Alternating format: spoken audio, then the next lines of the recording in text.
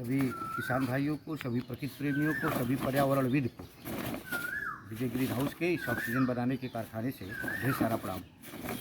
अभी नियमित दिनचर्या में कुछ सार्थक बातें होनी चाहिए। कहते हैं ना कि सुबह की शुरुआत जो है वो बिल्कुल पॉजिटिव वे में होनी चाहिए। तो ये जो हमारे मिट्टी की जो सॉइल फर्टिलिटी है ये कैसे मेंटेन होगी, तो ये ऑर्गेनिक बेस्ड होना पड़ेगा। अब ये देख रहे हैं आप, हमारे हाथ में जो है ये वर्मी कंपोस्ट है। तो ये वर्मी कंपोस्ट इसमें जब खेत में हम डालते हैं तो इसमें ह्यूमस की मात्रा बढ़ जाती है, माने सूक्ष्म जीवाणुओं की, और हमारे सॉइल के टेक्सचर को ठीक करते हैं। आजकल हम लोग धान की जो नर्सरी डाल रहे हैं उसमें आमतौर से देखा जा रहा है कि आप खुरपी का प्रयोग कर रहे हैं, पौध निकालने के लिए खुरपी का प्रयोग कर रहे हैं। और थोड़ा पीछे चलें बैक तो हाथ से उखाड़ते थे और इजीली वो निकल जाते थे पौधे। लेकिन हम लोग थोड़ा स्टे करके वहाँ इसको अगर हम देख करके चले होते तो शायद हमें सॉइल फर्टिलिटी की याद आती। और आज का युग सॉइल प्रोडक्टिविटी पे हो गया है कि डालो, काटो और भागो। जो भगा वो चाहे एजुकेशन का क्षेत्र हो, चाहे कोई भी फील्ड हो, भागना नहीं चाहिए, लड़ना चाहिए। और जिस दिन व्यक्ति लड़ना सीख जाएगा, चाहे वो स्टूडेंट्स हों, चाहे फार्मर्स हों, चाहे जिस क्षेत्र में आप हों, तो जब आप लड़ना सीख जाते हैं इसका मतलब कि वहाँ रुकना।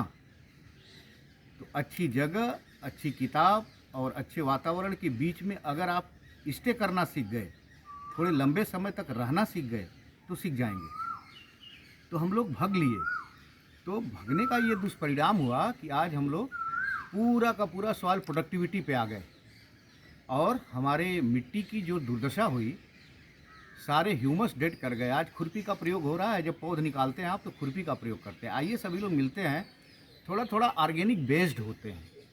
कम से कम रासायनिक खादों का प्रयोग जब मिट्टी में जाएगा तो हमारे जो ये सूक्ष्म जीवाणु हैं ये जीवित अवस्था में रहेंगे और हमारे खेत की मल्चिंग मेंटेन रहेगी। तो आप फिर वही कहानी बनेगी कि हाथ से निकालेंगे और पौधे इजीली निकल जाएंगे। इसलिए थोड़ा थोड़ा इनका प्रयोग शुरू करें, इनऑर्गेनिक बेस से ऑर्गेनिक की तरफ आवें और अपनी सॉइल फर्टिलिटी को, प्रोडक्टिविटी को नहीं, फर्टिलिटी को मेंटेन करते हुए अगर हम आगे बढ़ेंगे तो निश्चित रूप से फसलों में लागत कम आएगी और हमारा जो मिट्टी का जो टेक्सचर है, जो मृदा का विन्यास है, कहते हैं ना मृदा विन्यास, टीलेज, भू परिष्करण की क्रियाएं खूब अच्छी होंगी। अच्छी तरह से करते हुए अगर हम ऑर्गेनिक बेस्ड होकर के चलेंगे तो हमारी मिट्टी का जो विन्यास है वो ठीक हो जाएगा और हमारे जो सूक्ष्म जीवाणु हैं वो ज़्यादा से ज़्यादा संख्या में इंक्रीज़ हो जाएंगे। तब हमारे क्रॉप्स का जो प्रोडक्शन है वो बढ़ेगा और लागत कम आएगी। तो आइए सभी लोग मिलते हैं, थोड़ा थोड़ा इस वर्मी कंपोस्ट का, फार्म यार्ड मैन्योर का, कहने का मतलब ये है कि ऑर्गेनिक बेस्ड हो जाएगा और कम से कम रासायनिक खादों का प्रयोग किया जाए तो निश्चित रूप से ये पौधे स्वस्थ भी रहेंगे और अपनी मिट्टी भी स्वस्थ हो जाएगी। तो आइए सभी लोग अब सॉइल, अपनी मिट्टी जो बीमार हमारी हो गई है उस मिट्टी को हम लोग ठीक करते हैं और इसको ठीक करने का मात्र एक उपाय है कि हम प्रोडक्टिविटी से सॉइल फर्टिलिटी की तरफ उन्मुख हो जाएं, तो ये ठीक हो जाएगा। सभी किसान भाइयों को, सभी प्रकृति प्रेमियों को, सभी पर्यावरणविद को, सभी स्टूडेंट्स को, विशेष करके स्टूडेंट्स को इस आशय के साथ कि आप स्टे करिए अच्छी जगह, अच्छी बुक्स के पास और अच्छे लोगों के सानिध्य में थोड़ा समय बिताइए।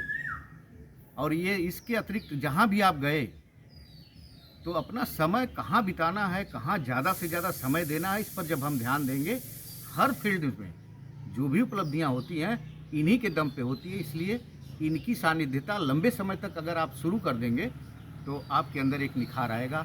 मैं सभी स्टूडेंट से आह्वान करते हुए कि आप अपना जो समय है वो अच्छी बुक्स के पास, अपने टेबल के पास, अच्छे लोगों के सानिध्य में ज़्यादा से ज़्यादा समय बिताएं तो आपके अंदर निखार आएगा।